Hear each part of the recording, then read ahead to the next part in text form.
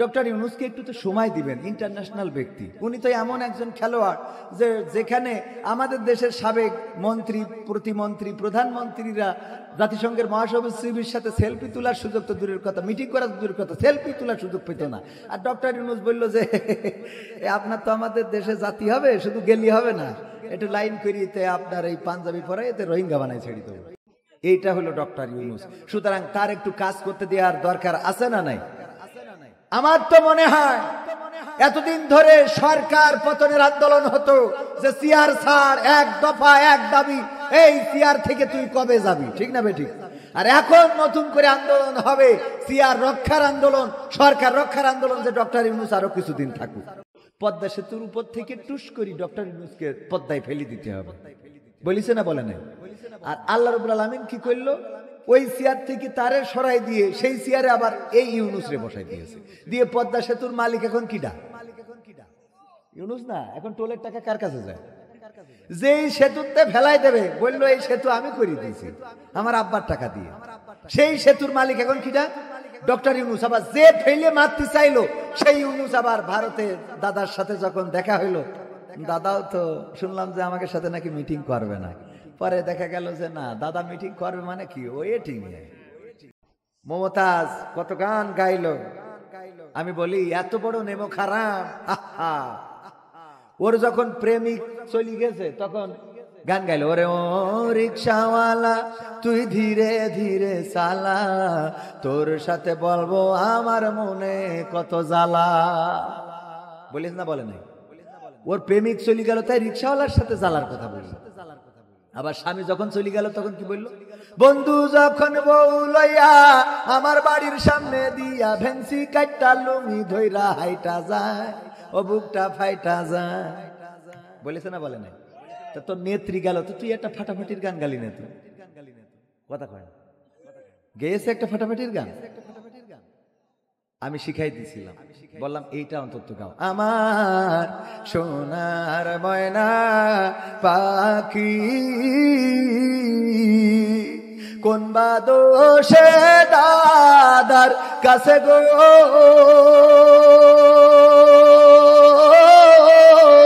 আমরা দেশে কেমনে থাকি রে আমার কলজের ময়না পাখি।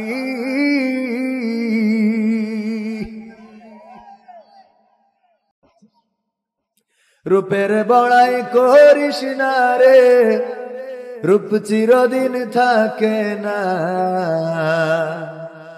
রূপের বড়াই করিস না রে, রূপ চিরদিন থাকে না, নিজের মুখটা দেখা একদিন হইবে রে তোর যন্ত্রণা, নিজের মুখটা দেখা একদিন হইবে তোমার যন্ত্রণা।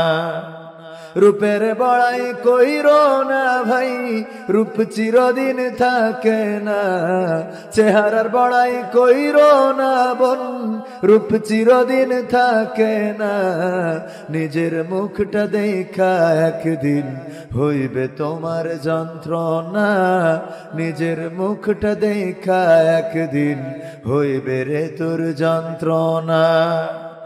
সময় হইল বড় শিক্ষক, সব দিবে শিখাইয়া, সুখের জীবন থাকবে না রে, দেখবে না কেউ চাইয়া।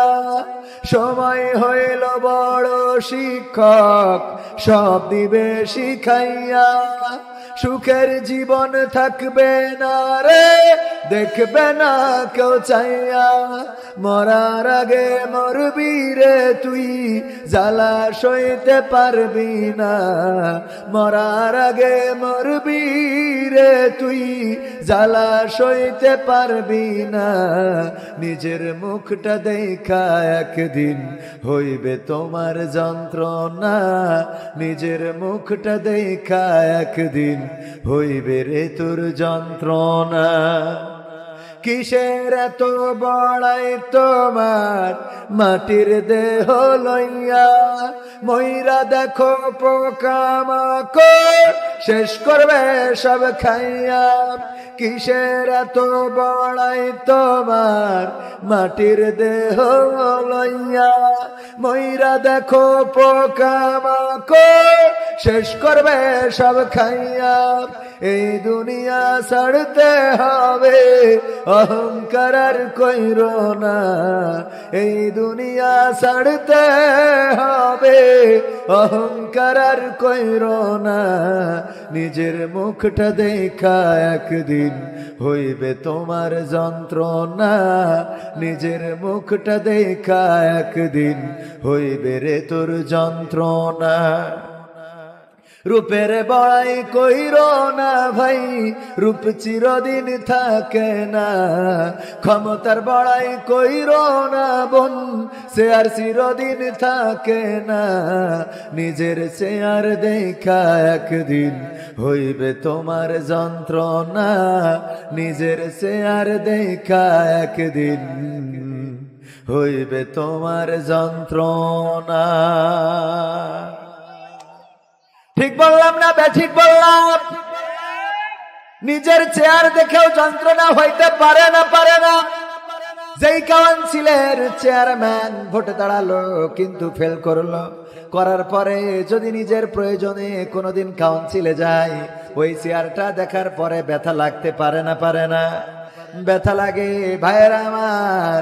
চেহারার সৌন্দর্য চিরদিন থাকবে না, ক্ষমতার পাওয়ার চিরদিন থাকবে না, রূপের গৌরব চিরদিন থাকবে না, যৌবনের গরম চিরদিন থাকবে না, আপনার জীবনের শক্তি সামর্থ্য চিরদিন থাকবে না। যেই মানুষটা আজকে শিশু, সেই মানুষটা কিশোর হবে, যুবক হবে, তারপরে একদিন যৌবন চলে যাবে বৃদ্ধকালে, যদি বেঁচে থাকে বৃদ্ধ বয়সে চলে যাবে, পৌঁছে যাবে। তারপরে মালাকুল মাউত মাথার কাছে চলে আসবে, জানটা নিয়ে উড়াল দেবে, মাটির সাথে পড়ে থাকবে। এই মানুষের দুনিয়া থেকে কবরে রাখা হবে। দুনিয়ার মানুষ কিছু কাল পরে এমন একজন মানুষ ছিল, এইটাও মনে রাখবে। কতখানি মনে রাখবে? না, মনে রাখবে না।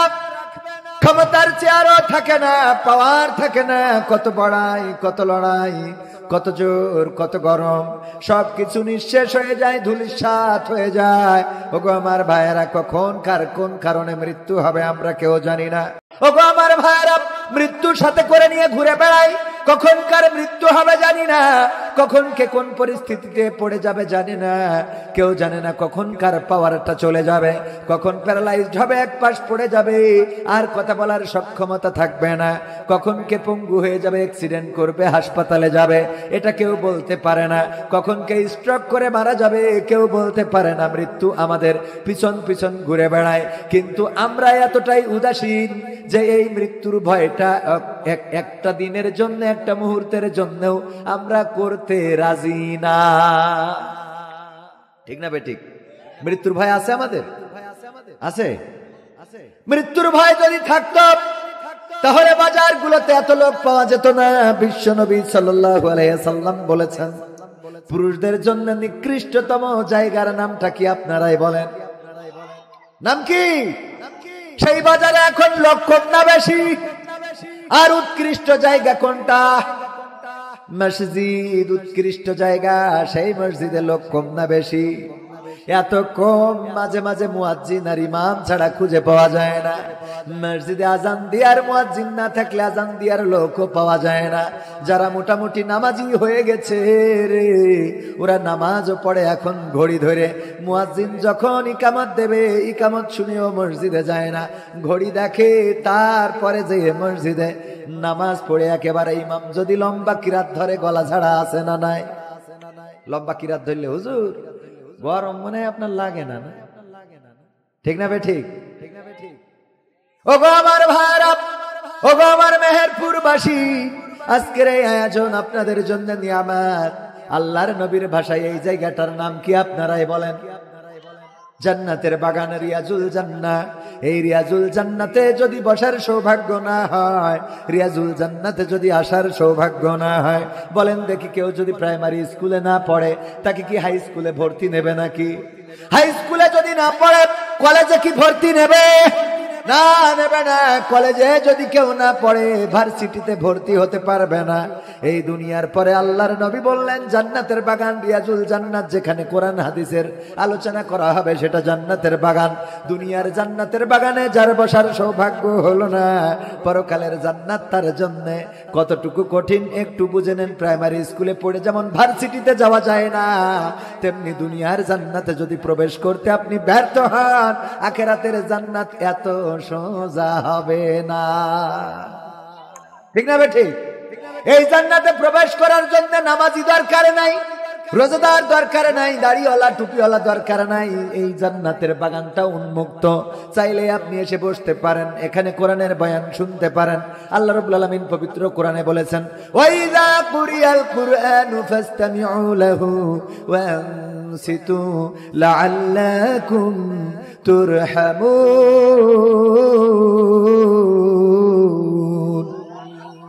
আমার আল্লাহ বলছেন, যখন তোমাদের সামনে কোরআন থেকে পড়া হবে, কোরআন থেকে বলা হবে, তখন তোমরা চুপ থাকবে এবং হৃদয়ের কান দিয়ে শুনবে। চুপ থেকে হৃদয়ের কান দিয়ে শুনবে, যাতে করে তোমাদের উপরে আল্লাহর রহমত বর্ষণ হতে পারে। বলেন সুবহানাল্লাহ।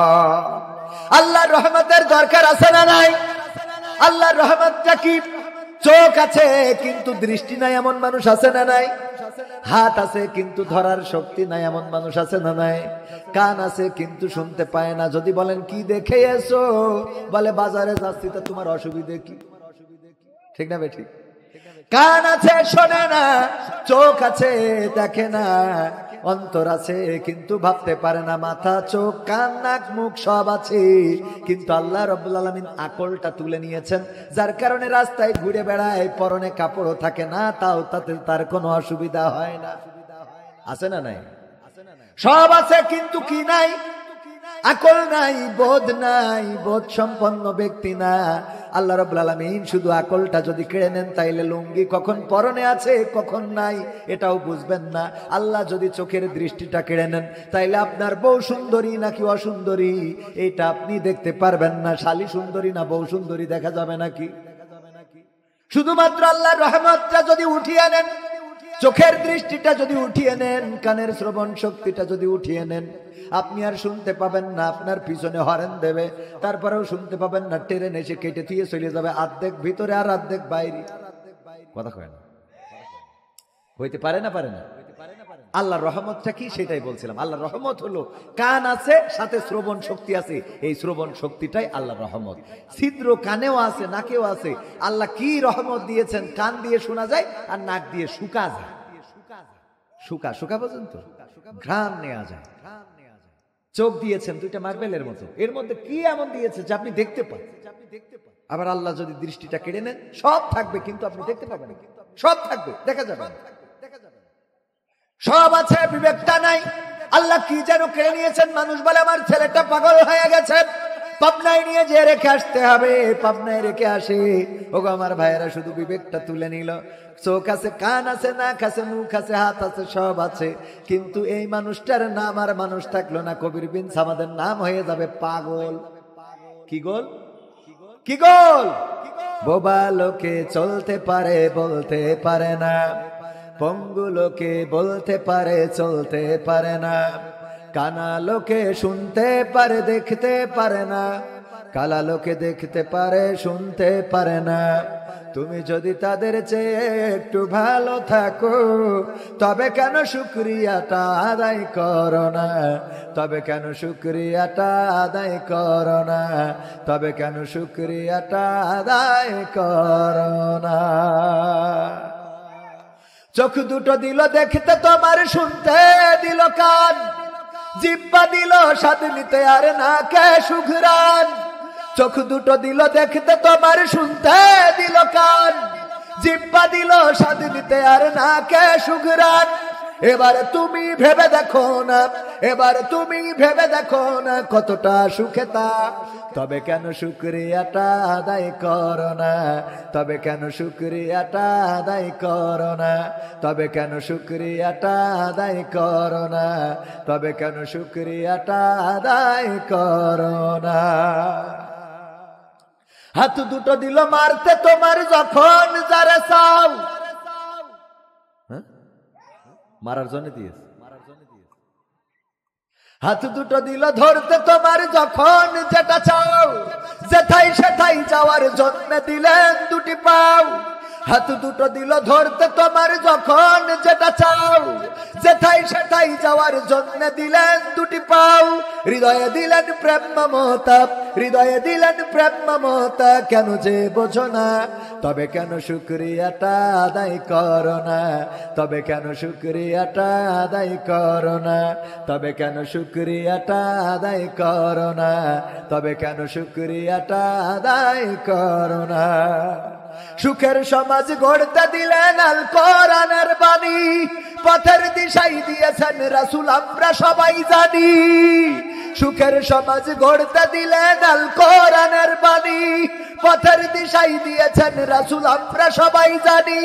শ্রেষ্ঠ নবীর উম্মত তোমরা, শ্রেষ্ঠ নবীর উম্মত তোমরা কদর বোঝো না, তবে কেন শুকরিয়াটা আদায় করো না, তবে কেন শুকরিয়াটা আদায় করো না, তবে কেন শুকরিয়াটা আদায় করো না, তবে কেন শুকরিয়াটা আদায় করো না।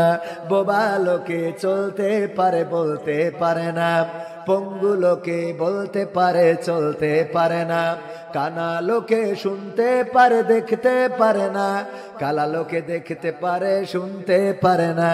তুমি যদি তাদের চেয়ে একটু ভালো থাকো, তবে কেন শুকরিয়াটা আদায় করো না, তবে কেন শুকরিয়াটা আদায় করো না, তবে কেন শুকরিয়াটা আদায় করো না। এই গানটার পরেও যদি আলোচনা করি রাত পার হয়ে যাবে। শুধু এই গানের মধ্যে যত কথা আছে, ওগো আমার ভাইরা, বোবা লোকে চলতে পারে কিন্তু বলতে পারে না। আমার প্রিয় ভাই, শ্রদ্ধার ভাই, আমার ভালোবাসার মানুষ, আমার রাশেদ কবির ভাই, আমার নামে নাম মিতা মানুষ, আমি ইকরামুল কবির আর উনি রাশেদ কবির। আমার মিতা যদি আমাকে নিয়ে আসতেন আর আমি যদি বুবা হইতাম, কথা যদি বলতে না পারতাম, আসার পরে মাইক ধরে যদি বসতাম, আর যদি ওই বোবা লোকেরা যেভাবে বলে যদি বলতাম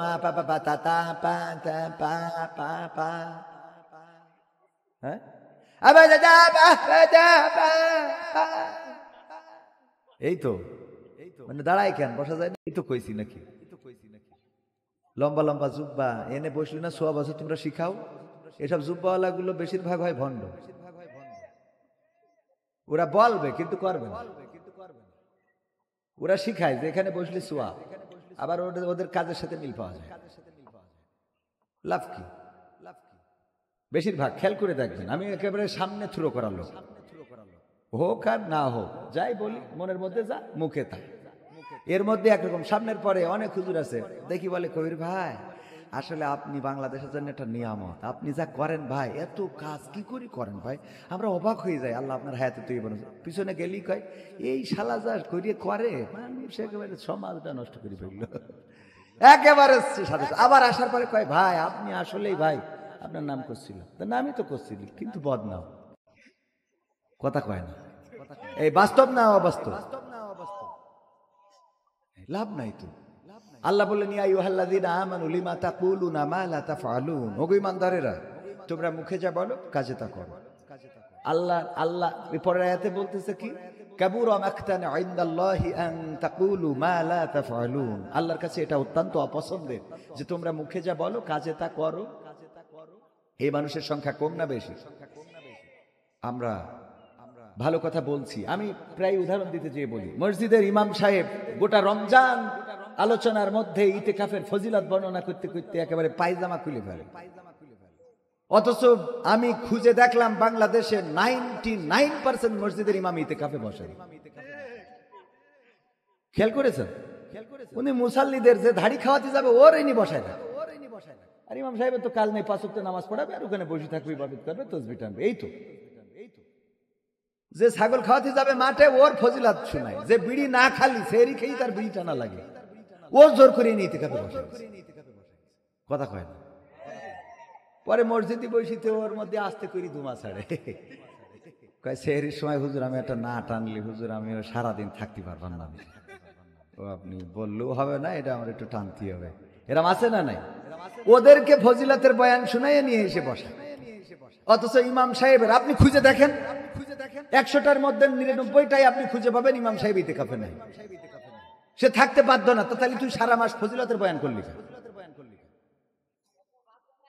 তার ফজিলতের দরকার আছে না? কথা কয় না, আছে না? এই জন্য আল্লাহ জাহান্নাম উদ্বোধন করবেন কবির বিন সামাদকে দিয়ে। আমার নাম বললাম ডাইরেক্ট, আবার অন্যের নাম বললি সে খেয়ে দিবেন। বলবো কবির বিন সামাদ এইদিকে আসো।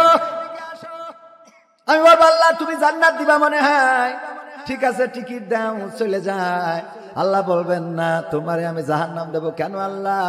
আমি তো দুনিয়ার পরে আলেম ছিলাম, দুনিয়ার পরে ওয়াজ করতাম। আমার রাশেদ কবির ভাই মেহেরপুরে দাওয়াত করে নিয়ে গিয়েছিল, গাংনী মোহাম্মদপুরে। আমি কত সুন্দর করে হাজার হাজার মানুষের সামনে কথা বলেছিলাম। ওগো আল্লাহ গো, কি এমন করে ফেললাম যে তুমি আমারে আজকে জান্নাত দিবা না জাহান্নাম দিবা? আল্লাহ ওই দিন বলবেন ওগো আমার বান্দা। বিশ্ব নবী সাল্লাল্লাহু আলাইহি সাল্লাম বলছেন, আল্লাহ বলবেন ওগো বান্দা তুমি দুনিয়ায় চেয়েছিলে মানুষ যেন তোমারে একজন ভালো ওয়াইজিন বলে, তোমারে যেন ভালো বক্তা বলে, তোমারে যেন ভালো শিল্পী বলে, তোমারে যেন আজহারি বলে, তোমারে যেন মাদানি বলে, তোমারে যেন মাক্কি বলে, তোমারে যেন উগান্ডি বলে। তুমি এই সব নামের কারণে, খ্যাতির কারণে ওয়াজ করতে, তুমি এই খ্যাতির কারণে লেখাপড়া করতে, তোমারে যেন হাফেজ সাহেব বলে, তোমারে যেন মুহতামিম বলে, তোমারে যেন মুহাদ্দিস বলে। দুনিয়ার পরে তোমারে এই নামে সবাই চিনেছে, কিন্তু আখিরাতে তোমার জন্য কোনো কিছু অবশিষ্ট নাই। এরা আলেম আছে না নাই? হুজুর আমার বলে কবির ভাই আপনি তো ভাইরাল পারসন, বলেন দেখি কেমন করে একটু ভাইরাল হব রে? একটু ভাইরাল হইতে চাই। কি হইতে চাই? আমার কাছে এসে বলে, আমি বলি বাবা ভাইরাল হওয়ার থেকে আল্লাহর কাছে প্রিয় বান্দা হওয়ার চেষ্টা করেন। ভাইরাল করার মালিক কে? আল্লাহ রাব্বুল আলামিন। আপনার ভাইরাল হতে হবে কেন? আপনার তো জান্নাতে যেতে হবে। আপনার দুনিয়ার পরে একজন ভালো মানুষ হতে হবে। আপনার এই দুনিয়ার পরে এমন কিছু করতে হবে যে কাজের কারণে অন্য মানুষেরা উপকৃত হয়। আমার আল্লাহ বলেছেন ওয়া মান আহসানু কওলাম মিম্মান দাআ ইলাল্লাহ ওয়া আমিলা সলিহা ওয়া ক্বালা ইন্নানি মিনাল মুসলিমিন। তার কথার চেয়ে ভালো কথা আর কারো হতে পারে না, যে নিজে ভালো কাজ করে, সৎ আমল করে, নেক আমল করে, মানুষকে আহ্বান করে, ইসলামের দিকে ডাকে, আর মুখে ঘোষণা করে আমি একজন কি মুসলমান, আমি একজন আত্মসমর্পণকারী। কুল ইন্না সালাতি ওয়া নুসুকি ওয়া মাহইয়ায়া ওয়া মামাতি লিল্লাহি রাব্বিল আলামিন। আমার আল্লাহ বলছেন বলো নিশ্চয় আমার সালাত, আমার কুরবানি, আমার জীবন, আমার মরণ কার জন্যে? কার জন্যে? আল্লাহর জন্য। আল্লাহর কাছে নিবেদিত হতে হবে, আল্লাহর কাছে সমর্পণ করে দিতে হবে। আমাদের নামাজ, আমাদের রোজা, আমাদের কুরবানি, আমাদের হায়াত, আমাদের মাউত সব কিছু যদি আল্লাহর জন্য করে দিতে পারি, তাইলে দুনিয়ার কোনো ভাইরাল চিন্তা থাকবে না, দুনিয়ায় কোনো মানুষের প্রিয় হওয়া লাগবে না, দুনিয়ায় দাওয়াত খোঁজা লাগবে না, দাওয়াতেরও প্রয়োজন হবে না। কারণ এই দুনিয়ায় দাওয়াত আছে, আজকের মাহফিল, কাল আবার সকালে মাহফিল, রাত্রে আবার মাহফিল। কিন্তু সকালবেলা যদি ঘুম ভাঙে তাইলে জীবনে ফজর, আর যদি ঘুম না ভাঙে রে তাইলে জীবনে কবর। ঠিক না ভাই? ঠিক। ভাইরাল হওয়ার কোনো দরকার আছে? লাভটা কি, প্রয়োজনটা কি? অনেকেই মনে করে আমরা মনে হয় কাজ করি ভাইরাল। ভাই যে দাওয়াত দিয়েছেন এখানে আলহামদুলিল্লাহ, মানে ভাইয়ের জন্য এসেছি, কোনো কথা ছাড়াই, কোনো বক্তব্য ছাড়াই, কোনো ছাড়াই। তো এগুলো ভাইরালের জন্য না, এগুলো প্রয়োজন নেই। আপনি জান্নাতের জন্য কাজ করেন, দুনিয়ায় যদি প্রয়োজন হয় আল্লাহ আপনাকে ভাইরাল করে দিবেন। আমার রাশেদ কবির ভাই গরু পালন করেছে। কি গরু? গরু চেনেন কিনা? এই গরুরে খাইতে দেওয়ার জন্য মাঠে রেখে আসছে যে গরু তুমি খাও, খোলামেলা ধান কাটা হয়ে গেছে, এখন মনে যা চাই খাও। পাশে ছিল একটা জঙ্গল, জঙ্গল থেকে একটা বাঘ বের হয়েছে গরুরে ধরার জন্য। গরুর ধরার জন্য গরুর পিছু নিয়েছে, গরু দৌড়ায়, বাঘও দৌড়ায়। গরুর বাঘের দৌড়ের সাথে গরু দৌড়ায় পারবে? পারবে? বলেন পারবে? তো গরু পারবে না দেখে চিন্তা করলো যেহেতু পারা যাবে না, সুতরাং বুদ্ধি করে পাশে এই যে পানি দেখছেন এরকম শুকাই গেছে, কাদাওয়ালা একটা গর্ত বা খানা বা জমিন, তার মধ্যে দিয়েছে গরু লাফ দিলে 4 হাত পা একসাথে কাদার মধ্যে পুঁতে গেছে, গরু ওইভাবে বসে আছে। কিন্তু বাঘ ওরে ধরার জন্য যখন লাফ দিয়েছে, বাঘের দৌড়ের গতি ছিল গরুর থেকে বেশি, এই জন্য গরু যেখানে আটকে গেছে, বাঘ ওই গরুরে রেখে 3 হাত সামনে যেয়ে পড়েছে। কয় হাত সামনে? বাঘও আটকে গেছে। যাওয়ার পরে বাঘ ছটফট করতেছে কি করে বের হওয়া যায়, কিন্তু কাদা এমন আঠালো, এমন জটিলপূর্ণ যে ওই কাদা থেকে নিজের হাত পা ছাড়ানো যাচ্ছে না। আর গরু কি করতেছে, পার পরে পা তুলে উনি জাবর কাটাচ্ছে। গরু যে কাজ, বাঘ বলছে গরু তুমি তো আসলেই গরু। গরু বলছে কেন ভাই, কি হয়েছে? কি হয়েছে মানে? আরে গরু, তুমি যদি আজকে আমার কাছে ধরা দিতে, তাইলে আমি তোমারে খাইতাম, খেয়ে আমি বেঁচে থাকতাম। তুমি মারা যেতে কথা ঠিক, কিন্তু আমি তো অন্তত বেঁচে থাকতাম। আবার তুমি যদি দৌড়ায় পালিয়ে যেতে, তাইলে আমি আর তুমি দুইজনই বেঁচে যেতাম। কিন্তু এমন একটা কাজ করেছো, কাদার মধ্যে লাফ দিয়ে তুমিও আটকে গেছো, আমিও আটকে গেছি। এখন তুমিও বাঁচবা না, আমিও বাঁচবো না রে। গরু বলছে তাইলে অসুবিধা কি? কয় এখনো কয় অসুবিধা, মারা যাবো এরপরে এখনো খাই। আচ্ছা গরু বাদ দে, তোর অসুবিধা বুঝছি না। আমার এখন প্রশ্ন হলো, এই বিপদের মধ্যে আমি যখন টেনশনে ছাড়ানোর চেষ্টা করতেছি, বেরোইতে পারি না, তুই তখন জাবর কাটাস কোন আন্দাজে? তুই যে জাবর কাটাচ্ছিস এটা কারণটা কি? গরু বলল ভাই তোমার আমি একটু ওয়াজ শোনাই। কয় শোনাব। বলতেছে ইন্না সলাতি অনুসুকি ওয়া মাহইয়ায়া ওয়া মামাতি লিল্লাহি রাব্বিল আলামিন। ওগো ভাই শোনো, নিশ্চয় আমার গাড়ি টানা, আমার জোয়াল টানা, আমার নাঙল চষা, আমার ভুই বাসুই দিয়া, আমার দুধ দিয়া, আমার বাছুর দিয়া সব আমার মালিকের জন্য আত্মসমর্পণ করে দিস মালিকের কাছে। কয় ওয়াজ বুঝলাম না ভাই, ভালো করে বুঝায়। আমার একটা মালিক আছে, সেই মালিকের নাম রাশেদ কবির, মাহফিল করতেছে, এই জন্য ব্যস্ততার কারণে আমি এখনো বাড়িতে ফিরি নাই, এটা দেখার সুযোগ হয় নাই। রাত্রে যখন বাড়িতে ফিরবে, গোয়াল ঘরে লাইট মারবে, মেরে দেখবে আমি বাড়িতে ফিরি নাই, চিন্তা করবে তাইলে গরু বিপদে পড়েছে। আমার এই বিপদ থেকে উদ্ধার করার জন্য আমার মালিক সে মাঠে চলে আসবে, তার 5 ব্যাটারির টর্চ লাইট দিয়ে যখন লাইট মারবে, চারিদিকে লাইট মারতে মারতে আমারেও দেখবে, তোমারেও দেখবে। দেখার পরে রাশেদ কবির তার মাদ্রাসার ছাত্রদের এনে আমারে তো উদ্ধার করবে রে, আর তোরে এখানে কবর দিয়ে তারপরে এখান থেকে যাবে। ঠিক না বেটি? বলছো গো বাঘ ভাই, এবার বলো জাবর আমি কাটাবো না তুমি কাটাবা। কয় ওয়াজটা কি বুঝি চাও? ওয়াজটা কি আপনারা বুঝেছেন? তার মানে গরু বলেছে ইন্না সলাতি ওয়া নুসুকি ওয়া মাহইয়ায়া ওয়া মামাতি লিল্লাহি রাব্বিল আলামিন। ওর মালিক যে রাশেদ কবির, তার কাছে তার গাড়ি টানা, তার নাঙ্গল টানা, তার জোয়াল টানা, ওই মালিকের কাছে এমন ভাবে নিজেরে সমর্পণ করে দিয়েছে। মালিক যদি বলে আজকে কাদায় নামতে হবে, সে কাদায় নামে। যদি বলে আজকে শুকনো ভুই চষতে হবে, চষে। যদি বলে ডানি ডাইনে যায়, যদি বলে বামে বামে যায়। যখন বাছুর দেওয়ার দরকার দেয়, যখন দুগ্ধ দহন করার দরকার চুপচাপ দাঁড়ায় থাকে, দুগ্ধগুলো দহন করে নাই। গরু কিছু বলে না, কারণ গরু এই মালিকের কাছে নিজের আত্মসমর্পণ করে দিয়েছে। এমনকি যেদিন জবাই করবে, জবাই করার জন্য যেই খাটের কাছে গরু জবাই করে কাটতেছে, ওই খাটের কাছে যদি বেঁধে রাখে, তারপরে ওখানে শুয়ে শুয়ে জাবর কাটায়। ঠিক না বেঠিক? একটা গরু কুটা হচ্ছে, কাটা হচ্ছে, আর একটা গরু ওখানে শুয়ে জাবর কাটাচ্ছে। কারণ কি? কারণ ওর কথা হলো আমার জীবন, আমার মরণ, আমার ইবাদত, আমার বন্দেগী সব রাশেদ কবিরের জন্য। সুতরাং ও যদি আমার জবাইও করে তো অসুবিধা। তাইলে আমাদের কেমন হইতে হবে আর কি বোঝানো লাগবে? ইসলামী আন্দোলনের নেতা কর্মী যারা নিজেদেরকে আল্লাহর কাছে সমর্পণ করেছে, আপনারা জানেন তারা ফাঁসির কাস্টে ঝুলেছে হাসি মুখে। বাতিলের কাছে মাথা নত করে নাই, কোন বাতিলের কাছে নিজেকে সমর্পণ করে দেয় নাই, প্রাণ ভিক্ষা চায় নাই, বরং সন্তানদের ডেকে বলেছে ওগো কলিজার টুকরা সন্তান, বলো দেখি ফাঁসির কাস্টে ঝুলবো, লুঙ্গি পরে যাব নাকি পায়জামা পরে যাব? আমাকে কবর দিতে পাবনায় সাথিয়ায় কে কে যাবে? তোমাদের মাকে সাথে নিও না, নিও না, কারণ তোমাদের মা অসুস্থ, রাস্তা খারাপ, যদি এই পথ যায় তাইলে জার্নিতে অসুস্থ হয়ে পড়বে, আরো বেশি অসুস্থ হয়ে পড়বে। এমন কথা শুধুমাত্র তারা বলতে পারে যারা বলেছে ইন্না সলাতি নুসুকি ওয়া মাহইয়ায়া ওয়া মামাতি লিল্লাহি রাব্বিল আলামিন। যারা বলেছে নিশ্চয় আমাদের সালাত, আমাদের কুরবানি, আমাদের জীবন, আমাদের মরণ সব আল্লাহর জন্য, আল্লাহর জন্য যদি কেউ সঁপে দেয় তাইলে ওদের হাতে হাত কড়াই লাগাইলে কি কোনো দুঃখ থাকে? ওদের পায়ে ডান্ডা বাড়ি পরাইলে কি কোনো দুঃখ থাকে? ওদের যদি রিমান্ডে নেয় তাও কি কোনো কষ্ট থাকে? ওদের যদি ফাঁসির কাস্টে ঝুলাই রে, ফাঁসির কাস্টে ঝুলার আগে আবার গ্রিন টিতে কফি, গ্রিন টির কাপে চুমুক মেরে তারপরে ফাঁসির কাস্টে ঝোলে। কারণ তারা জানে আমাদের একজন মালিক আছে যার কাছে আমরা আত্মসমর্পণ করে দিয়েছি। জেলে গেলেও আল্লাহ সেখানে আসে না নাই, যায় সেখানে আল্লাহ আসে না নাই। যদি ফাঁসির কাস্টে ঝোলে সেখানে আল্লাহ আসে না নাই। আর যদি কবরে যায় সেখানে আল্লাহরে পাওয়া যাবে না। ও যাবে, ওখানেও পাওয়া। কিন্তু যারা আল্লাহর বাইরে নিজেদের মাথা অন্য জায়গায় সমর্পণ করেছে তারা কি করে? আপনারা দেখেছেন 5ই আগস্টে হেলিকপ্টারে করে চলে গেল।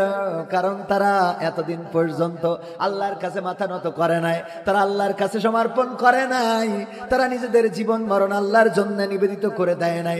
যার জন্য বলেছে আল্লাহ তোমার দিয়ে হবে না, নরেন্দ্র মোদী দাদা হেলিকপ্টার পাঠাও। ঠিক না বেঠিক? কারণ তাদের মাথা নতটা আল্লাহর জন্য ছিল না। এদের অবস্থাটা ছিল এমন যে এক হিন্দু আর মুসলমান দুইজনে তর্ক বাঁধাইছে। মুসলমান বলতেছে আল্লাহ বড়, হিন্দু বলতেছে ভগবান বড়। মুসলমান কয় আল্লাহ বড়, হিন্দু বলে ভগবান বড়। দুইজনে তর্ক বিতর্ক করতে করতে মুসলমান চিন্তা করলো এই হিন্দুরে একটু উচিত শিক্ষা দিতে হবে। বুদ্ধি করে বলল তোর ভগবান যদি বড় হয় তাহলে চল আমরা ওই পাহাড়ের পরে উঠবো, তারপরে ওখান থেকে লাভ দেব, যে বেঁচে থাকবে বুঝতে হবে তার ভগবান অথবা আল্লাহ বড়। হিন্দু বলছে ঠিক আছে রাজি, চল। পাহাড়ের পর উঠেছে। মুসলমানের ধান্দা ছিল যে ওরে বইলে কোনোভাবে আগে লাভ দিয়ে হবে, ও পড়ে মরি যাবে, এরা লাভ দিয়ে লাগবে। বুদ্ধি ঠিক আছে না? পাহাড়ের পরে দুইজনই উঠার পরে বলছে, মুসলমান বলছে লাভ দাও, হিন্দু বলে তুমি লাভ দাও, কয় না তুমি লাভ দাও না, তুমি লাভ দাও। কয় তুমি তো ডেকে এনেছো, কয় তুমি তো রাজি হয়েছো, তোমার ভগবান যদি এত বড় হয় তো তোমার লাভ দিতে অসুবিধে কোথায়? হিন্দুর ইমানে জজবা বেড়ে গেছে, ঠিক আছে আমার ভগবানের পরে বিশ্বাস আছে, লাভ দিয়েছে, ওগো ভগবান তুমি আমারে রক্ষা করো বলে লাভ দিয়েছে, বেঁচে গেছে। এবার কয় দাও লাভ দাও, তুমি লাভ দাও। মুসলমানের তো চিন্তা ছিল যে আমি লাভ দিয়া লাগবে না, ও মরে যাবে, কিন্তু বেঁচে যখন গেছে টেনশনে পড়ে গেছে যে আসলেই তাহলে কি ভগবান বড় নাকি আল্লাহ বড়? এই টেনশনে লাভ দেওয়ার সময় বলতেছে আল্লাহ তুমি যদি না পারো ভগবান রক্ষা করো। বুদ্ধি আছে না নাই? আমার আগের যারা ছিল আল্লাহওয়ালা পরহেজগার, সকালবেলা উঠে আগে যায় নামাজ খুঁজতো, তারপরে নামাজ আদায় করতো, তারপরে কোরআন পড়ে দিনের শুরু করতো। এমনকি আমার স্বামী মুসমান হাফিজাহুল্লাহ বলল ওলিয়া উলিয়ার পর্যায়ে পৌঁছে গেছে। কথা কয় না? ওলিয়া উলিয়ার পর্যায়ে পৌঁছে যাওয়া লোকগুলো যখন বিপদে পড়ে গেল, আমার ইসলামী আন্দোলনের নেতা কর্মীরা তারা হাসতে হাসতে ফাঁসির কাছে ঝুলল। কাদের মোল্লার জল্লাদেরা বলেছে কাদের মোল্লা মানুষটা ছিল ছোট আর জল্লাদ গুলো ছিল সুঠাম দেহি অনেক বড় বড়। এই জল্লাদ গুলো যখন কাদের মোল্লাকে ফাঁসির কাস্টে নিয়ে যাচ্ছিল, জল্লাদ গুলো বলেছে যে আমরা কাদের মোল্লার সাথে দৌড়ায় পারি নাই, সে যেন আমাদের আগে অতি দৌড় দিয়ে ফাঁসির কাস্টে ঝুলে পড়ে ফাঁসির কাস্টে চলে গিয়েছে। ছোট মানুষটা উনার হাঁটার গতিটা, উনি হাঁটলে বড়দের সাথে কি হেঁটে পারবে নাকি? না পারবে না, কিন্তু এত দ্রুত গতিতে হেঁটেছেন যে জল্লাদেরাও তার সাথে হেঁটে পারে নাই। ওগো আমার ভাইয়েরা, কারণ কি? কারণ হলো এটা, তারা এটাই চিন্তা করেছে মৃত্যুর পরে সাক্ষাৎ হবে কার সাথে? কার সাথে? যারা আল্লাহর কাছে নিজেদেরকে সমর্পণ করে দেয়। হযরত আব্দুল কাদের জিলানী রাহিমাহুল্লাহ তিনি মাঝে মাঝে দোয়া করতেন, ওগো রব তুমি যদি পরকালে হাসর শেষে বিচার শেষে আমারে যদি জান্নাতে দাও, আর জান্নাতে দিয়ে যদি আমার সাথে কথা না বলো, ওগো রব এমন জান্নাত আমি প্রত্যাশা করি না, এমন জান্নাত আমি চাই না। আর তুমি যদি আমারে জাহান্নামে দাও, আর যদি বলো ওগো আব্দুল কাদের জিলানী কেমন আছো, জাহান্নামটা কেমন লাগে, যদি এই খবরটা তুমি নিতে চাও, যদি নাও তাইলে সেই জাহান্নামে থেকেও আমি শান্তি পাবো, তুমি যদি খবর না নাও তাইলে ওই জান্নাতেও আমি যেতে চাই। এরা ভালোবেসেছে কাকে? আল্লাহকে, আল্লাহর প্রতি নিজেদেরকে সমর্পণ করে দিয়েছে। বিনিময়ে তারা জান্নাত পেয়েছে, বিনিময়ে তারা দুনিয়ায় সম্মান পেয়েছে। আল্লামা সাঈদীর জানাজা বন্ধ করতে চেয়েছিল, আল্লামা সাঈদীর কবর দেওয়া ওসিয়ত করা ছিল, যেখানে আজকে প্রধান অতিথি হিসাবে থাকার কথা ছিল সুযোগ্য সন্তান আলহাজ শামীম সাঈদী, উনি সহ ওনার কলিজার টুকরা সন্তান মাসুদ সাঈদী। তারা বারবার করে হাসপাতালে একটু দেখতে চেয়েছিলেন, যখন নিয়ে গেল একটা বারের জন্য কথাটাও বলতে দেয় নাই, একটা বারের জন্য তাদের সাথে সাক্ষাৎ করতে দেয় নাই। এই জীবন্ত মানুষটার ইনজেকশন পুশ করে শহীদ করে লাশটা ঢাকা শহরে জানাজাও পড়তে দেয় নাই, নিয়ে চলে আসতে হয়েছে খুলনায় কবর দিবেন ওসিয়ত মোতাবেক, কিন্তু খুলনায়ও কবর দিতে দেয় নাই। খুলনায় স্লোগান দিয়েছিল খুলনার ইহুদি দেলোয়ার হুসাইন সাঈদী, বলেন নাউজুবিল্লাহ। যারা এই কথাগুলো বলেছিল তারা কি একজন আজ দেশে আছে? আর থাকলেও কি অন্তত উপরে আছে? কোথায় আছে? ইঁদুরের গর্তে। কোথায়? এমপিরা সব কোথায় গেল? মন্ত্রীরা সব কোথায় গেল? কোথায় কাদের কাকা? তাদের সারা দেশটা এখন লাগে ফাঁকা ফাঁকা। পালাবো না, প্রয়োজন হলে ফখরুলের বাসায় গিয়ে উঠব। ঠাকুর গাঁয়ে বাসা আছে না? ঠিক না ভাই? ঠিক। পালাবে না, পালাবে না, যাই না তবু দেখা। পালাবে না, পালাবে না, যাই না তবু দেখা। তাদের সারা দেশটা এখন লাগে ফাঁকা ফাঁকা, ওদের সারা দেশটা এখন লাগে ফাঁকা ফাঁকা। আইন মন্ত্রী আটকে গেল আইনেরই ফাঁকে, দাড়ি ছাড়া দরবেশের ভণ্ড ভণ্ড লাগে। আইন মন্ত্রী আটকে গেল আইনেরই ফাঁকে, দাড়ি ছাড়া দরবেশের ভণ্ড ভণ্ড লাগে। শুনছি কত নেতা নেত্রী খাইতেছে ভাই ডান্ডা, বিচারপতি কালামানিকের ফাটিয়েছে আন্ডা। পলকের ঝলক গেল, পলকের ঝলক গেল থামিয়ে নেটের চাকা। তাদের সারা দেশটা এখন লাগে ফাঁকা ফাঁকা, ওদের সারা দেশটা এখন লাগে ফাঁকা ফাঁকা। কই গেল সেই সংসদেতে মমতাজের গান? কোথায় গেল হযরত বলা শামীম ওসমান? আছে? পাওয়া যায়? তাহলে আল্লাহর পরে নির্ভর করে বেগম জিয়া পর্যন্ত এই দেশ কি ছেড়েছে বলেন? এই দেশে নির্যাতন নিষ্পেষণ সহ্য করেছে, মরিয়ে গেল গেল করতে করতে এখন আবার জন হয়ে গেছে। শেখ হাসিনা পালাই না, শেখ হাসিনা হিজরত করেছে। কি রোধ করেছে? ঠিক না বে? ঠিক। ভাইরা আমার, এই কথাগুলো কেন বললাম? যারা আল্লাহর কাছে মাথাটা নত করে দেয় তারা ফাঁসির কাষ্টে হাসতে হাসতে ঝুলে পড়ে, কিন্তু যারা আল্লাহর কাছে মাথা নত করে না, যারা শয়তানের কাছে মাথা নত করে, অথবা যারা মনে করে আল্লাহ বড় না ভগবান বড়, ওরা চিন্তা করে বাংলাদেশে থাকলে প্রাণ বাঁচবে না। এই জন্যই বলে দাদা গো, আল্লাহ যদি না পারে তাইলে তুমি রক্ষা করো। কথা কয় না? মিল পাইছেন না পান নাই? কারণ তারা যদি আল্লাহর প্রতি নিবেদিত হইতো তাহলে আল্লাহর পরে নির্ভর করে বেগম জিয়া পর্যন্ত এই দেশ কি ছেড়েছে বলেন? এই দেশে নির্যাতন নিষ্পেষণ সহ্য করেছে, মরিয়ে গেল গেল করতে করতে এখন আবার জন হয়ে গেছে। ঠিক না ভাই? ঠিক। এখন আবার পুরো আলহামদুলিল্লাহ, আল্লাহ নেখায়াত দান করুন, বলেন আমিন। তো এই মরিয়ে জাতি জাতি আবার বেঁচে উঠেছে, আর যেটা মেরি ফেলতে চাইলো সেটা কোনে চলে গেছে? দাদার কাছে। তারপরেও আমি বলেছি যে ওখানে আসেন, চুপচাপ থাকেন, ঠান্ডা থাকেন, কথা বললেন না। আমরা যেভাবে বলি আলেম ওলামা, আমাদের কথাগুলো শুনিয়ে চলেন, কিন্তু আমাদের কথা ওকে কানেই ঢোকে না। ওয়াজ শুনালাম, জাকারিয়া আলাইহিস সালাম, নাম শুনেছেন না? কে ছিলেন? হ্যাঁ, কে ছিল? আপনার দুল্লু ভাই। কি ছিল? তো কতি মনের মধ্যে ভয় করে নাকি? কে ছিলেন? নবী ছিলেন। নবী জাকারিয়া আলাইহিস সালাম। উনি ভুল করে বসলেন, কাফেররা হত্যা করার জন্য দৌড়ানি দিল, তাড়া করলো ধরার জন্য। বাগানের মধ্যে যে গাছকে বলতেছে, গাছ একটু রক্ষা করো। গাছ রক্ষা করেছে কার হুকুমে? কিন্তু সাহায্য চেয়েছে গাছের কাছে না আল্লাহর কাছে? এই অপরাধের কারণে গাছ যখন ডুবে বুঝে গেছে, দরজা যখন আটকে গেছে, তখন আল্লাহ রাব্বুল আলামিন একটুখানি কাপড় বাইরে রেখে দিয়েছে ছোট্ট করে। তো ওরা বাগানের মধ্যে খুঁজে বেড়ায়, শয়তান দেখলো যে এরা তো জীবনে খুঁজে পাবে না, কানার গোষ্ঠী ডাক দিয়ে বলছে এদিকে বাজা তোরা তো কানার গোষ্ঠী খুঁজি ভাবি না, এই যে দেখ এখানে অনেকেই বিপদ আপদে পড়ে নানান ভাবে ধরা খায়। সেদিন দেখলাম এক নেতা টয়লেটের উপরে উঠে, হ্যাঁ কি ছাদ, ফল ছাদ, তো ওর পরে উঠে বসেছে, হঠাৎ করে বাই বাতাস লাগবে না লাগবে না ওই সময় লেগেছে, তো কইসে মেরি দিয়েছে, দিল্লি কয় কে রে, শব্দ হইলো খানকি। জানেন কিনা পত্রিকার নিউজ, কিন্তু বানানো কথা বলছি না, একেবারে রিয়েল কথা। তো এই জন্যই আর দেখবেন এগুলো শয়তানের কাজ। এই উজু করার সাথে সাথে কোয়ান্তে যে আসে, খেয়াল করে দেখবেন যে উজু করার আগ পর্যন্ত ওর মন থাকে না, উজু করবেন আর ওর ঝাঁকে ঝাঁকে আপনি ফিরাই দিলেও আবার আসবে। সত্য না মিথ্যা?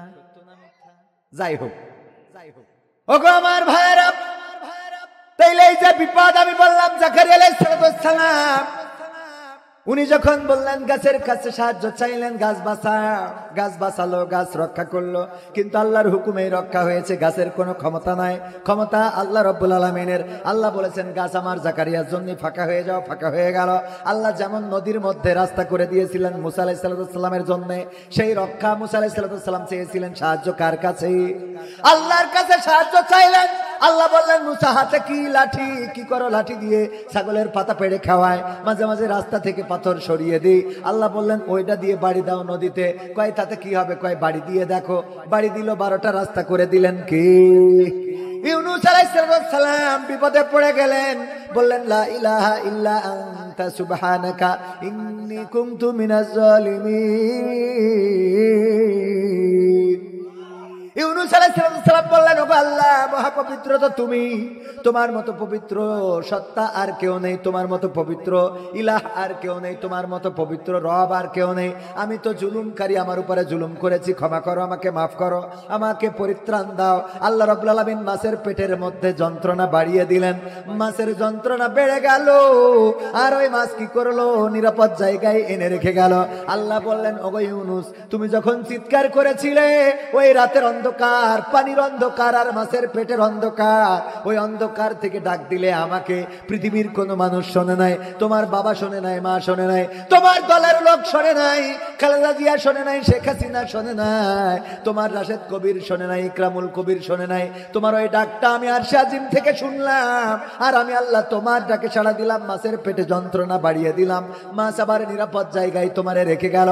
এমনি ভাবে ইব্রাহিম আলাইহিস সালামকে যখন আগুনে ফেলা হলো, ইব্রাহিম আলাইহিস সালাম ডাকলেন কাকে?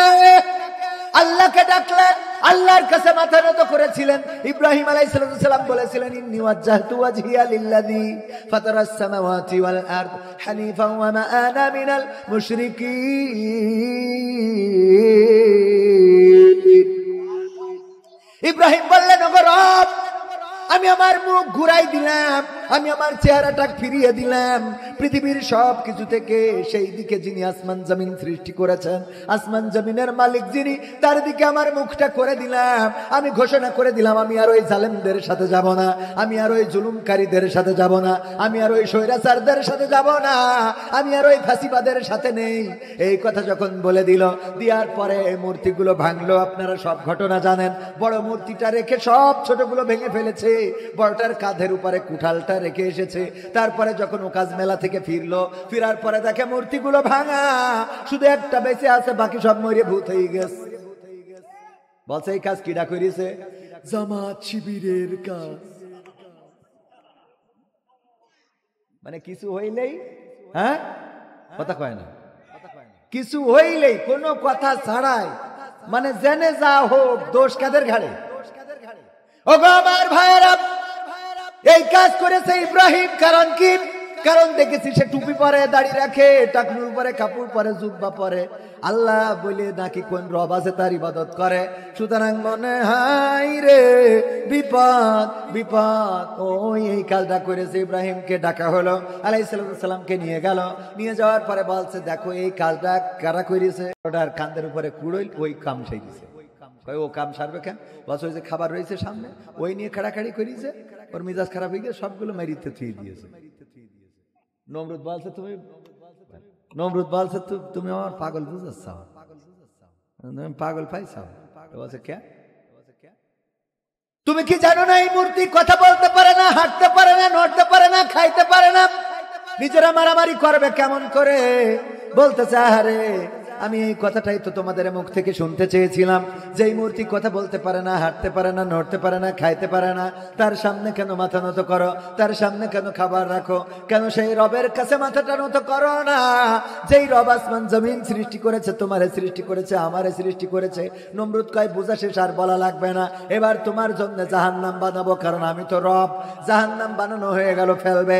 চড়ক গাছ এখনকার সময় ক্রেন দিয়ে যখন ফেলবে, এই ফেলার সময় ফেরেশতারা আসলো আল্লাহর কাছ থেকে অনুমতি নিয়ে, ওগো রব যেতে দাও, তোমার বন্ধুকে একটু সাহায্য করতে যাব।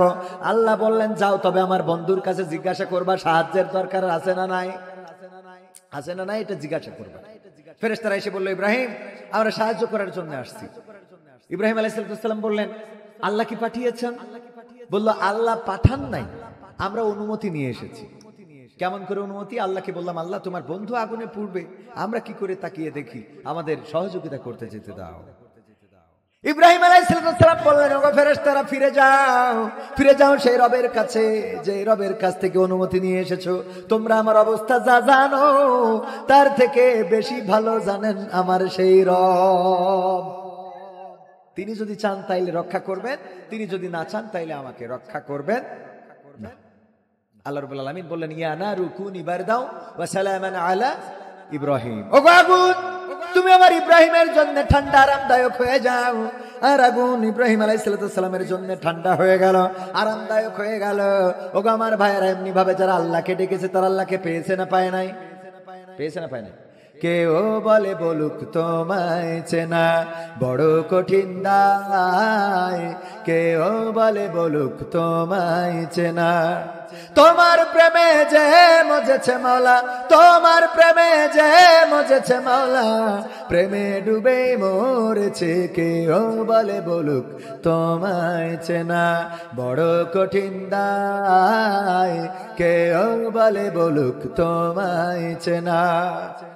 ইব্রাহিম কে হাত পা বেঁধে নমরুদ বনের জ্বালা মিটাতে ছিটকে দিল আনালো কূপে, তুমি সেই অনালে ফুল ফুটাইলে, সেই অনালে ফুল ফুটাইলে, নিখুঁত কলা কৌশলে, কেউ বলে বলুক তোমায় চেনা বড় কঠিন দায়, কেউ বলে বলুক তোমায় চেনা।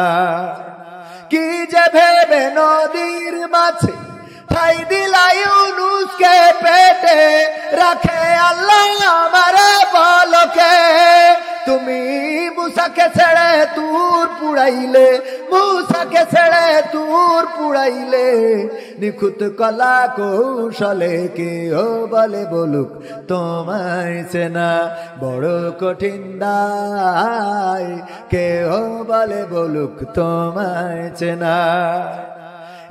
ইসমাইল কে হাত পা বেঁধে কি ইসমাইলের গলা খানি দুভাগ হবে ভেবে স্বামী, অবলারে করলা কুরবানি, তুমি মরিয়মকে মা বানাইলে, মরিয়মকে মা বানাইলে, নিখুঁত কলা কৌশলে, কেউ বলে বলুক তোমায় চেনা বড় কঠিন দায়, কেউ বলে বলুক তোমায় চেনা।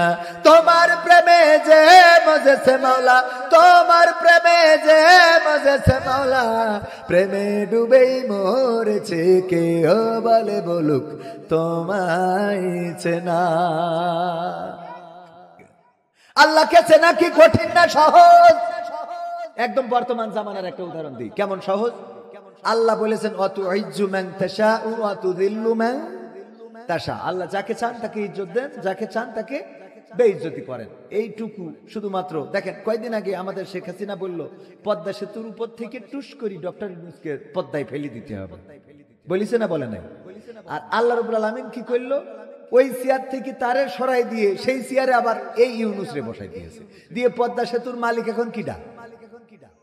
ইউনূস না, এখন টোলের টাকা কার কাছে যায়? যেই সেতুতে ফেলাই দেবে বললো এই সেতু আমি করে দিয়েছি আমার আব্বার টাকা দিয়ে, সেই সেতুর মালিক এখন কিডা? ডক্টর ইউনূস। আবার যে ফেলে মারতে চাইলো সেই ইউনূস আবার ভারতে দাদার সাথে যখন দেখা হইলো দাদাও তো শুনলাম যে আমাকে সাথে নাকি মিটিং করবে না। পরে দেখা গেল যে না, দাদা মিটিং করবে মানে কি, ওয়েটিং এ, কি কিটিং এ, ক্লাসে ছাত্ররা অপেক্ষায় থাকে না টিচার অপেক্ষায় থাকে?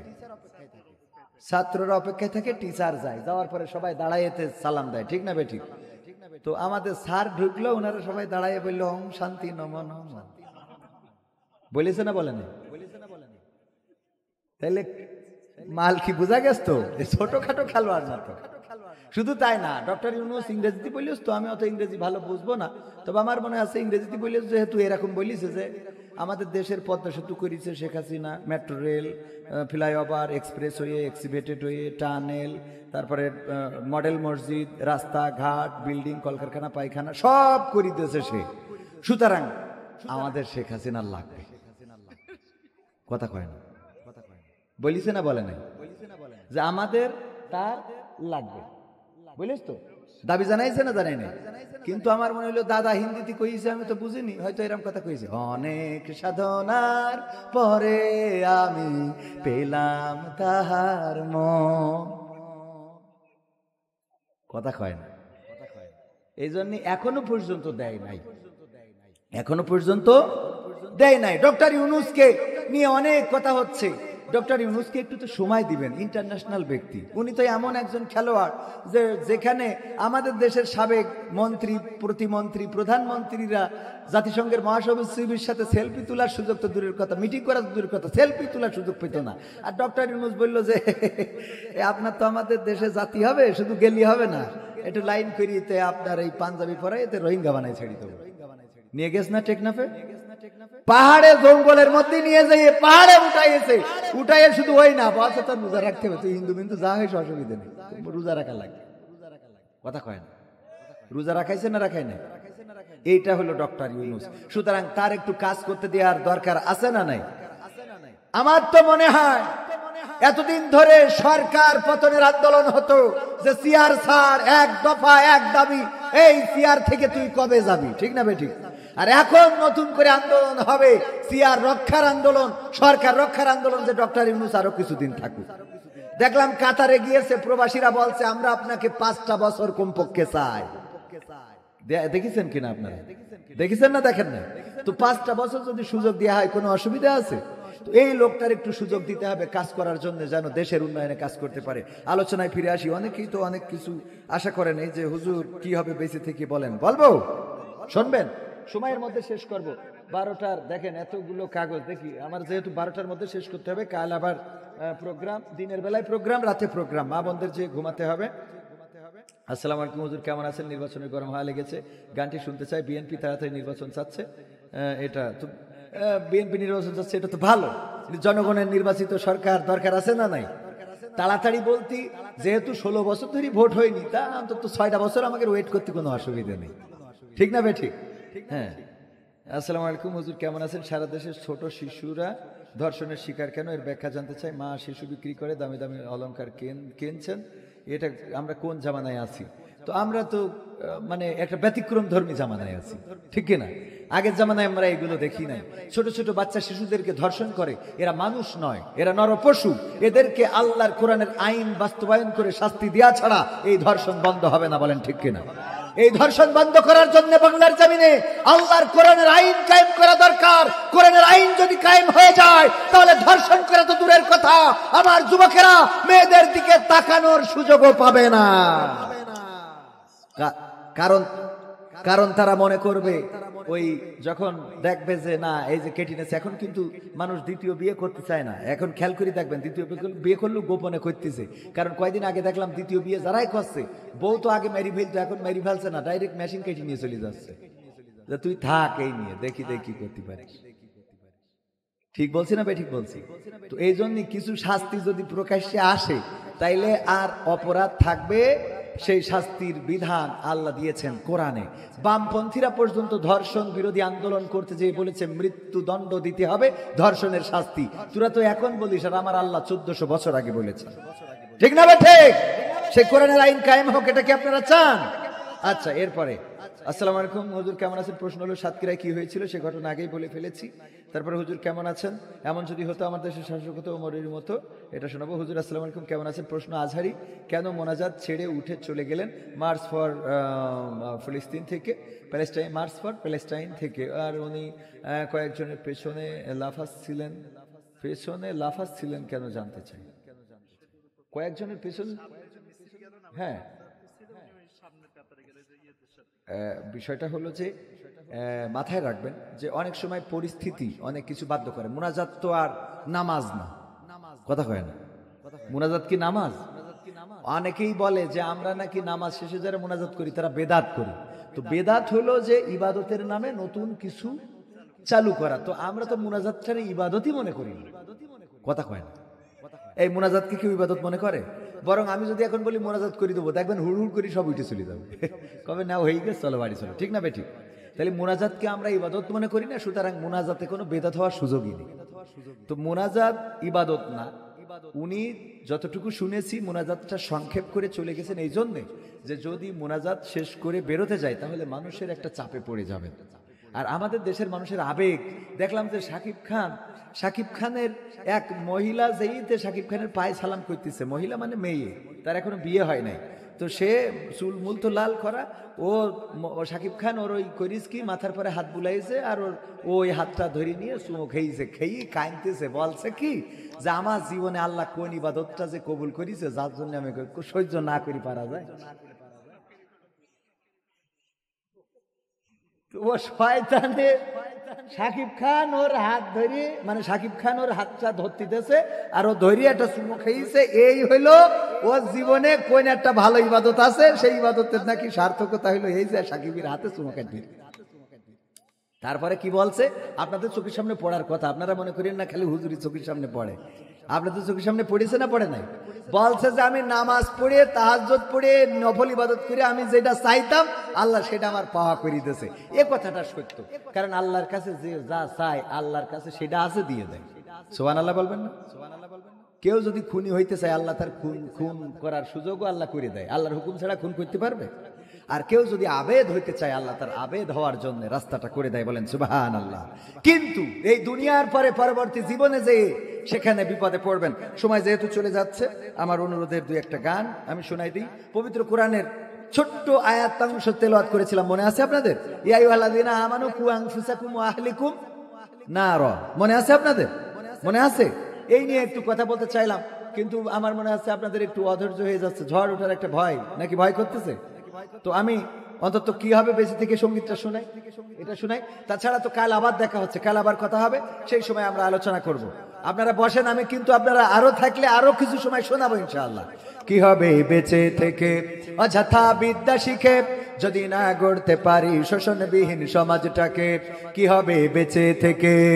কি হবে ছাত্র সেজে চুমু খেয়ে সনদ খানা যদি হয় বিদ্যালয়টা পরিমণিদের আড্ডাখানা? কি হবে ছাত্র সেজে চুমু খেয়ে সনদ খানা যদি হয় বিদ্যালয়টা বুবলিদের আড্ডাখানা? এর চেয়ে মরাই ভালো দেশ ছেড়ে যাওয়াই ভালো, এর চেয়ে মরাই ভালো দেশ ছেড়ে যাওয়াই ভালো। কি হবে ধোকা দিয়ে বিবেকটাকে, কি হবে ধোকা দিয়ে বিবেকটাকে? কি হবে বেঁচে থেকে অযথা বিদ্যা শিখে যদি না গড়তে পারি শোষণবিহীন সমাজটাকে? কি হবে বেঁচে থেকে? কি হবে যুবক নামের বোঝা হয়ে এই ধরাতে যেখানে মা বোনেরা ধর্ষিতা হয় দিনে রাতে?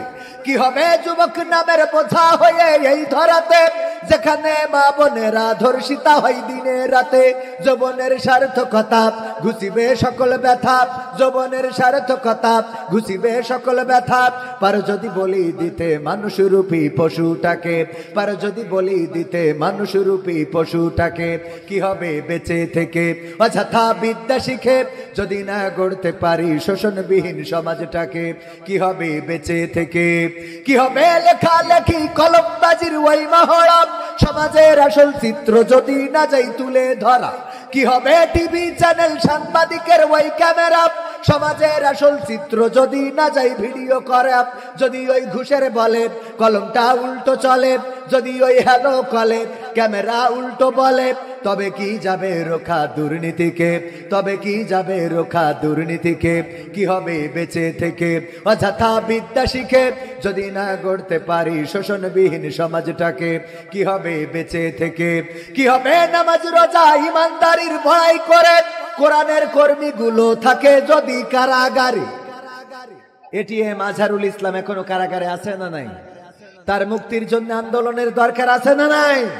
যেই ট্রাইব্যুনাল ছিল একটা মিথ্যা ট্রাইব্যুনাল, মিথ্যা সাক্ষ্য প্রমাণের ভিত্তিতে যেই ট্রাইব্যুনাল দিয়ে আমার বাংলাদেশের বিখ্যাত জননন্দিত নেতাদেরকে ফাঁসির কাস্টে ঝুলিয়েছে, এই ট্রাইব্যুনালের কোনো বৈধতা নাই। সুতরাং এই ট্রাইব্যুনালের আন্ডারে আমার এটিএম আজহারুল ইসলামকে আর কারাগারে রাখা উচিত হবে। সবার মুক্তি হয়, কিন্তু এই মানুষটার এখনো মুক্তি দেওয়া হয় না কেন, হলো না কেন? এই মানুষটাকে নিয়ে কোন রাজনীতি হচ্ছে? আমরা এই মানুষটার মুক্তি চাই, বলেন ঠিক না বেঠিক? কি হবে নামাজ রোজা ইমানদারির ভয় করে কোরআনের কর্মীগুলো থাকে যদি কারাগারে। মসজিদের কোণে বসে জিকির যত করো কষে, মসজিদের কোণে বসে তাসবিহ যত টানো ঠেসে, এভাবে যায় না পাওয়া আল্লাহকে। যাবে? এভাবে যায় না পাওয়া আল্লাহকে, কি হবে বেঁচে থেকে অযথা বিদ্যা শিখে যদি না গড়তে পারি শোষণবিহীন সমাজটাকে, কি হবে বেঁচে থেকে, কি হবে, কি হবে আলেম হয়ে ইমাম সাজে মসজিদেতে পারো যদি সত্য কথা উচ্চ স্বরে না বলিতে। এমন আলেম আছে না নাই? সত্য কথা উচ্চ স্বরে বলে না। কি হবে আলেম হয়ে ইমাম সাজে মসজিদেতে পারো যদি সত্য কথা উচ্চ স্বরে না বলিতে। চাকরির ভাই করো যদি ছেড়ে দাও ইমামতি, চাকরির ভাই করো যদি ছেড়ে দাও ওই না গদি, কি হবে ধোকা দিয়ে আল্লাহকে, কি হবে ধোকা দিয়ে আল্লাহকে, কি হবে বেঁচে থেকে অযথা বিদ্যা শিখে যদি না গড়তে পারি শোষণবিহীন সমাজটাকে, কি হবে বেঁচে থেকে, কি হবে নেতা হয়ে জনবলে ঘাড় ফুলিয়ে রাজপথ গরম দেখে যদি থাকো ঘরে শুয়ে। এমন নেতা আছে না নাই? আছে মানে কি, আমাদের আওয়ামী লীগের নেতৃত্ব রাজপথ গরম দেখে দাদার দেশে চলে গেছে, ঠিক না বেঠিক? আর যে কটা নেতা ছিল সব কয় পালাও এখন দেখা হবে না। যে যেমনে পারো কি করো পালাও। পালাইছে না পালাই নাই? কি হবে নেতা হয়ে জনবলে ঘাড় ফুলিয়ে রাজপথ গরম দেখে যদি থাকো ঘরে শুয়ে। এর চেয়ে সেজে গুজে ভিলেনের সঠিক পোজে দিয়ে দাও অভিনয়ে জীবনটাকে, দিয়ে দাও অভিনয়ে জীবনটাকে, কি হবে বেঁচে থেকে অযথা বিদ্যা শিখে যদি না গড়তে পারি শোষণবিহীন সমাজটাকে, কি হবে বেঁচে থেকে, কি হবে, কি হবে আকাশ ছোঁয়া বিলাসবহুল বাড়ি গাড়ি না খেয়ে কত মানুষ পর পারে দিচ্ছে পারি। আজরাইল আসবে জবে মাটিতেই পড়ে রবে, আজরাইল আসবে জবে মাটিতেই পড়ে রবে, কোনো কাজে লাগবে না ওই প্রাসাদটাকে, কোনো কাজে লাগবে না ওই প্রাসাদটাকে, কি হবে বেঁচে থেকে অযথা বিদ্যা শিখে যদি না গড়তে পারি শোষণবিহীন সমাজটাকে, কি হবে বেঁচে থেকে, কি হবে পুরুষ হয়ে জন্ম নিয়ে বাংলাদেশে যদি যাই ক্ষমতাটা ঘুরে ফিরে নারীর হাতে। কি হবে পুরুষ হয়ে জন্ম নিয়ে এই দেশেতে যদি যাই ক্ষমতাটা ঘুরে ফিরে নারীর হাতে, কি বা জবাব দেবে, কিভাবে মুখ দেখাবে, কি বা জবাব দেবে, কিভাবে মুখ দেখাবে আমাদের আগামী সেই প্রজন্মকে, তোমাদের আগামী সেই প্রজন্মকে, কি হবে বেঁচে থেকে অযথা বিদ্যা শিখে যদি না গড়তে পারি শোষণবিহীন সমাজটাকে, কি হবে বেঁচে থেকে, ঠিক না বে ঠিক? ওগো আমার ভাইয়েরা, আমরা ইংরেজদের শাসন দেখেছি এই বাংলায়। তারা আমাদের দিয়ে নীল চাষ জুম চাষ করিয়েছে, তারা হিন্দু জমিদার দিয়ে মুসলমানদের নির্যাতন করেছে, বাংলার দুঃখী মেহনতি জনতার উপরে নির্যাতনের স্ট্রিম রোলার চালিয়েছে, শান্তি দিতে পারে নাই। আমরা দেখেছি 1947 সালের পরে দেশ ভাগ হয়ে গেল, আমরা 23টা বছর পাকিস্তানিদের শাসন দেখলাম, তারা আমাদের শাসন করলো কিন্তু শান্তি দিতে পারে নাই। 1971 আমরা যুদ্ধ করলাম, লড়াই করলাম, রক্ত দিলাম, একটি লাল সবুজের পতাকা আনলাম, বিনিময়ে স্বাধীনতা, স্বাধীন সার্বভৌম দেশ পাইলাম। কিন্তু সেই দেশে অনেকেই বলল সোনার বাংলা গড়ে দেবে, কেউ বলল নতুন বাংলা গড়ে দেবে, কেউ বলল সোনালী বাংলা গড়বে, কেউ বলল রূপালী বাংলা গড়বে, কেউ বলল পলিথিন মুক্ত বাংলা গড়বো, কেউ বলল ডিজিটাল বাংলা গড়বো। আর আমার ওবায়দুল কাদের কাকা বলল স্মার্ট বাংলা হবে। এই বইলেতে স্টেজ ভেঙে ফেলবে, ঠিক না বে ঠিক? কিন্তু আমরা দেখলাম সোনার বাংলা গড়তে যে পারে নাই, সবুজ বাংলা গড়তে যে পারে নাই, সোনালী বাংলা, নতুন বাংলা, পূবালী বাংলা, রূপালী বাংলা, ডিজিটাল বাংলা, স্মার্ট বাংলা গড়তে যে তারা বরং দেশে অশান্তি বৃদ্ধি করেছে, শান্তি দিতে পারে নাই। সুতরাং এখন সিদ্ধান্ত হলো আমরা সোনার বাংলা, রূপালী বাংলা, সোনালী বাংলা, নতুন বাংলা, ডিজিটাল বাংলা, স্মার্ট বাংলা আর দেখতে চাই না। আমরা দেখতে চাই আগামীর বাংলাদেশ হবে আল কোরআনের বাংলাদেশ। আগামীর বাংলা হবে কোরআনের বাংলা, আগামীর বাংলা হবে দাড়ি টুপির বাংলা। সব দল দেখা শেষ, আগামীতে দাড়ি টুপির বাংলাদেশ, ঠিক না বেঠে?